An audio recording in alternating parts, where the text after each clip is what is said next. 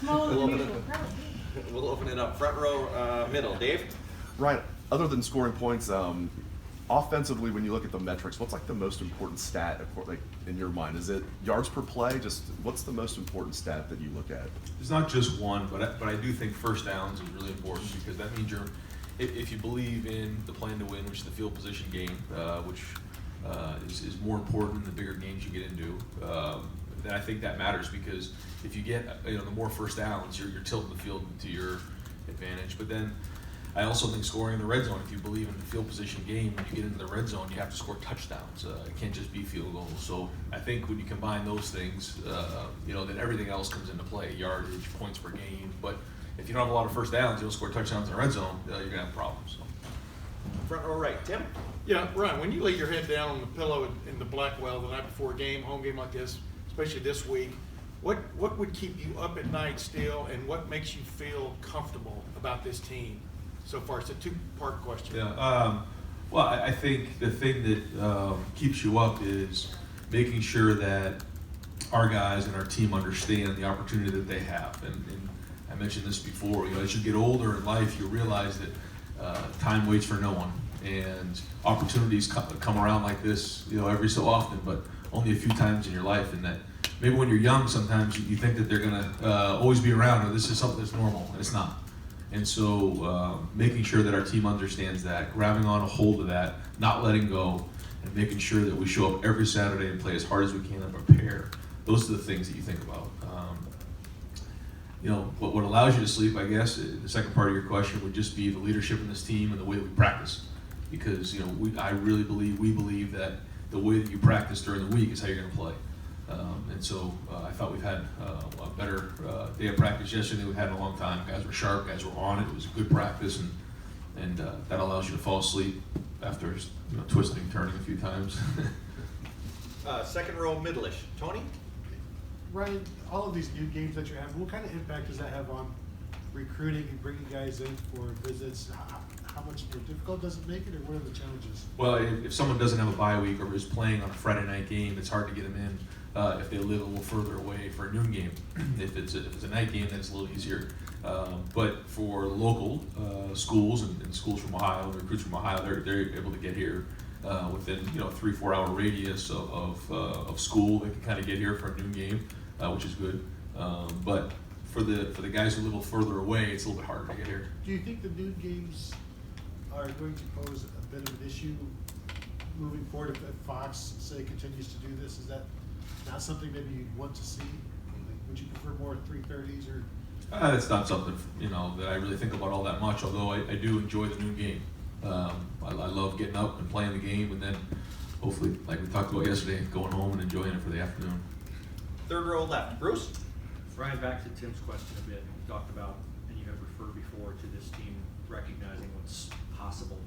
And I wonder, when did you become satisfied that was something that was okay to talk about this team with? Or is that because it's Ohio State, August is fine? Or do you have to see something, an intangible, a victory margin against a certain kind of a team? When did you deem that it's okay for you to sort of publicly acknowledge that in front of them and start referring to that for a motivational reason? Well, we looked at the calendar and the schedule.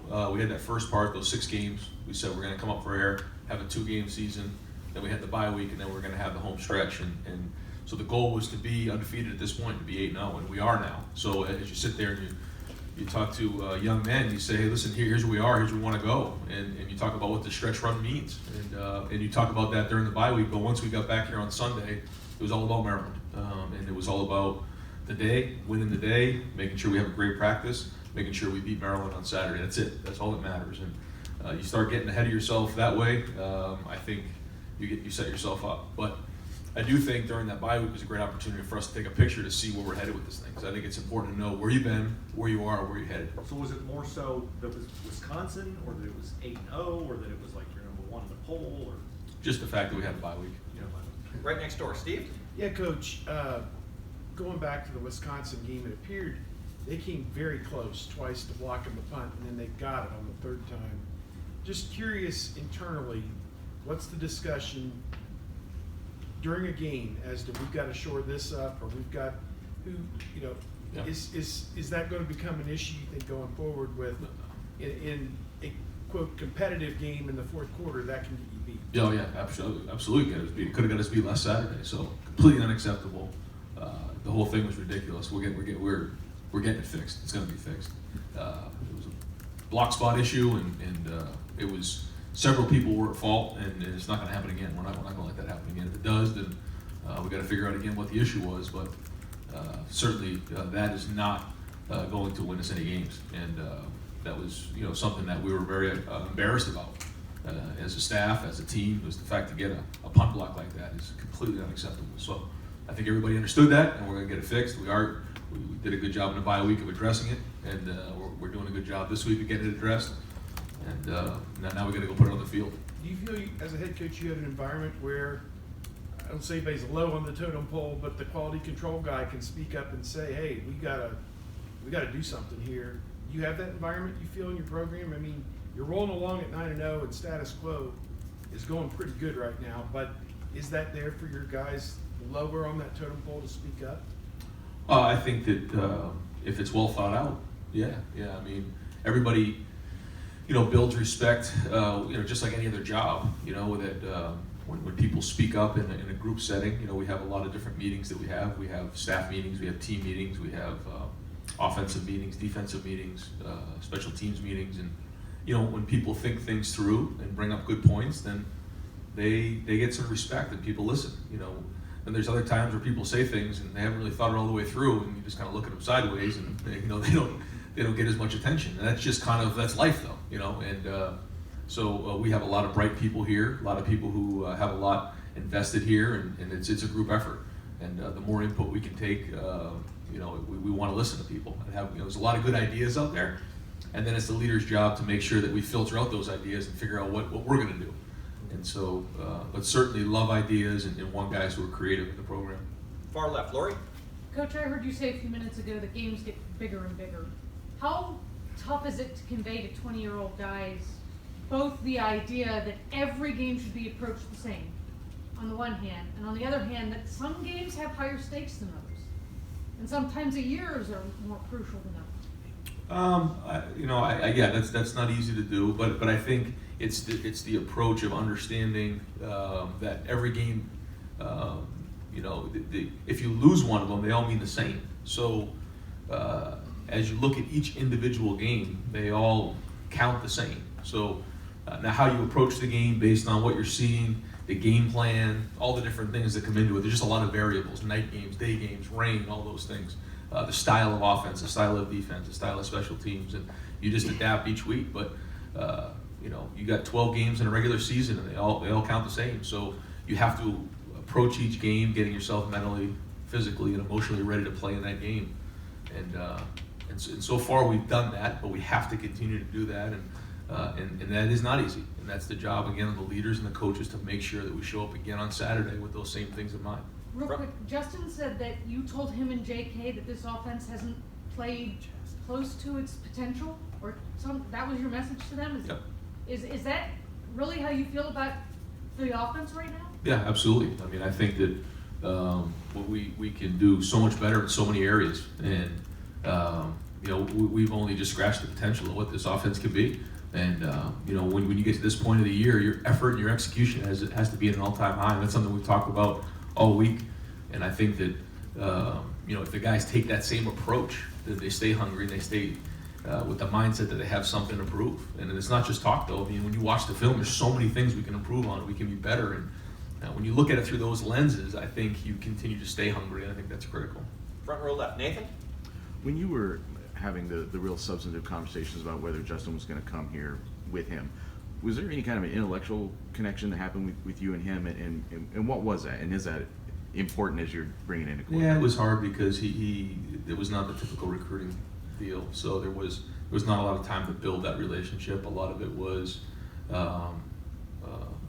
I wouldn't say a risk, but it was just one of those things, a little bit of a leap of faith on both of our sides. And then as we got to know each other more and more, we connected, and I think that relationship's building every day. He obviously has a lot of athletic talents, but what ways have you seen his intellectual skills play into the success he's having this year? He's very intelligent. He can handle a lot of information. he does a good job of putting it on the field in a short period of time. You know, and it comes, that part of it, he comes pretty easy to him. But at this time of the year, you know, we're going against some really good, smart defensive coordinators and really good schemes. And now that we've put different things on film, you know, we're going to see some things that are going to challenge us and him. So he's got to be on his game more than ever. Front row middle, Joey. When Jonah Jackson went into the transfer portal back in January, Rutgers, you guys were on him pretty quickly. Was it you or anyone on your staff who had noticed him previously before that gave you an inkling that he could be a plug-and-play guy right away this year? Yeah, called you know, Chris Ash right away when he became available, and Chris had nothing but unbelievable things to say about Jonah. And you know, Chris was here, and you know, got to know Chris as time went on, and so you know, when he kind of gave a recommendation for Jonah, that was enough for us. And then also watched his film, talked to our guys played against him, and thought that you know, on film he was really talented. But then hearing the character reference that we got from Chris was excellent, and he's been nothing but unbelievable with us. He stepped into that room. He's a pro. He brings a certain level of maturity and just stability to that line week in and week out. And I can't say enough about what he's done since he's been here. What'd your D-line say about facing him? That he was one of the better guys that they've gone against within the league. You know, as an interior guy, he was strong and powerful in the run game. He did a good job pass protection. Right next door, Bill. I was on a conference call yesterday with Kirk Herbstreit, and he mentioned that when he spoke to the team at your invitation in the spring, he just was really impressed by the maturity. Even when he shook your guys' hands, that he could tell there was a seriousness of purpose. And that maturity, I would assume, really needs to come through these next few weeks, especially next week, or Rutgers this week. How impressed or what impression has it made on you that your team has kind of handled things the way that it has in terms of maturity?